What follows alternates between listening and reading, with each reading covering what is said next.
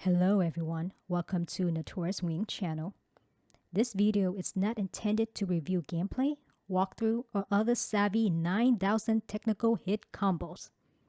This is my personal view of the game. If you like the content, hit the thumb up and subscribe on your way out. I also accept professional criticism and praise, so drop a comment below. Warning, spoiler alert. If you haven't played God of War Ragnarok, walk away now, as I will be covering the main path chapters from Surviving Fimbulwinter to Into the Fire. Are you still here? Yes? I played the first God of War in 2005 when it first came out on PlayStation 2 and completed the next two games from the original God of War series. Therefore, I know a little bit about God of War franchise, and I do know what I'm talking about. Final warning. The bottom line, I did not enjoy playing Ragnarok. This game did not resonate with me. Why, may you ask? It all comes down to Atreus and his stinky plot. At the end of 2018 God of War, it was revealed that Faye, Atreus' mother, was a giant known as Laufey, and Atreus was known as Loki, and how both Loki and Kratos would play a pivotal part in Ragnarok. Fast forward to 2022 Ragnarok. We start with Kratos training Atreus in preparation for Ragnarok. Odin and Thor visit Kratos to call a truce and peace if Atreus stops searching for Tyr. Of course, that didn't happen. Kratos, Atreus, and Brock eventually find a broken Tyr that does not want anything to do with Ragnarok. He just wants to stay home and make soup. For half of the game, I had to deal with Atreus, who sincerely believes he is the champion of the giant, the savior of Ragnarok, and the legend that brings down Odin. Atreus, who prefers the name Loki at this point in the game, had drilled deep in his brain that I will take down Odin. But why? Odin and Thor wiped out the giants long ago. Faye escaped to Midgard, started a family with Kratos, and never talked about her past until her last wish. So is it Atreus' purpose in life to take on the burden of avenging the giants? Spoiler alert, the answer was no.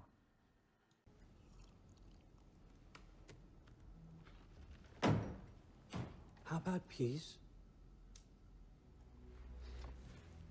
How does peace strike the esteemed, retired God of War? How about we just don't kill each other?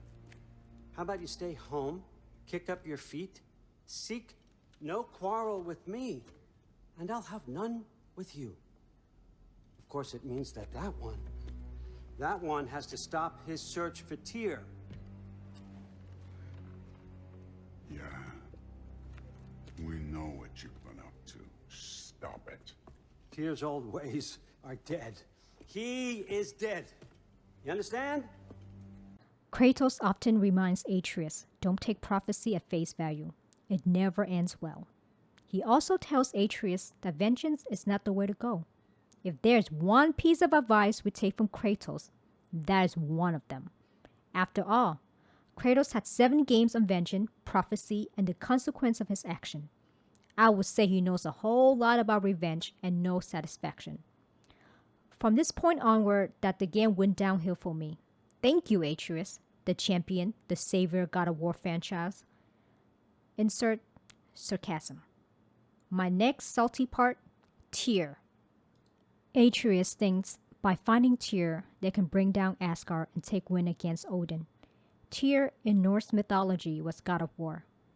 Atreus literally put this man on a pedestal and lavished him with gold and diamonds. While I understand the obsession with Atreus of finding Tyr to fulfill the prophecy, after all, Tyr was a legendary god who led a rebellion against Odin. I feel at times that Atreus doesn't show the same admiration towards his father. Understandably, Kratos does not like to talk about his past, but your daddy-o was taking on big boys while in retirement. I mean, hello? Kratos' only goal is to train Atreus to prepare for a life without him when the time comes. The plot had to drive a conflict between Atreus and Kratos. Kratos, incapable of bringing up his past and trusting Atreus, and Atreus feels like he can ever live up to his father's impossible expectation. Atreus feel like he can't connect with his father. In other words, Atreus must prove to Kratos that he can accomplish this on his own. Spoiler alert! Atreus was wrong again. Now that we know a little bit more about Kratos, Atreus, and Tyr, are you ready for my hot take on Tyr?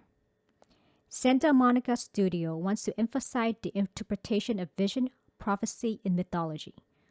Just because you see Tyr in the prophecy doesn't mean it is Tyr. If Tyr represents God of War, it could be Kratos because he is also a God of War. The prophecy here is a God of War will partake in Ragnarok and the downfall of Asgard, not necessarily quote-unquote Tyr. That is my little brain thinking outside the box. Right or wrong? Who knows? Ponder away, little ones. I will circle back to this part to give my alternate take in my next video. From here onward, we get to play as Atreus as he stumbles upon Ironwood, meets his future girlfriend, rides a yak, spelunking, save a giant snake from a wicked witch of the giant, and learns about his father's fate in Ragnarok. This part in Ironwood is when Atreus feels like he is Loki, the champion. After Atreus leaves Ironwood, he joins Odin in Asgard to find missing pieces of a mysterious mask that holds all the answer to the universe. First of all, playing at Atreus is boring. I had no desire to play Atreus. I paid $70 to play Kratos, not splitting screen with Atreus. Can we also not ignore as to why Odin, the All-Father, needs a kid to translate the runes on the mask for him? Odin, that wiped out almost all the 9 realms, conspire on a plan that is probably 100 or 1,000 years in the making in preparation for Ragnarok, needs a teenager to translate for him. Yeah, I'm gonna call BS on this. In conclusion, after playing the first half of my Ragnarok playthrough, Atreus is an obnoxious, know-it-all teenager, weighing down a father that has a hard time expressing his feelings, but is opening up enough to accept a psychic God of War, aka the broken crybaby part-time chef Tyr, while the cast is rounded out by the lovable, smart-ass Mimir, who may have been given this franchise to carry onward, which we will come back to later. Big footprint. Smartest man alive. Well, you try making conversation with you sometime. He's got a point. I hope you enjoy my take on this game. Be on the lookout for part 2, the conclusion of Ragnarok. Until next time, bye.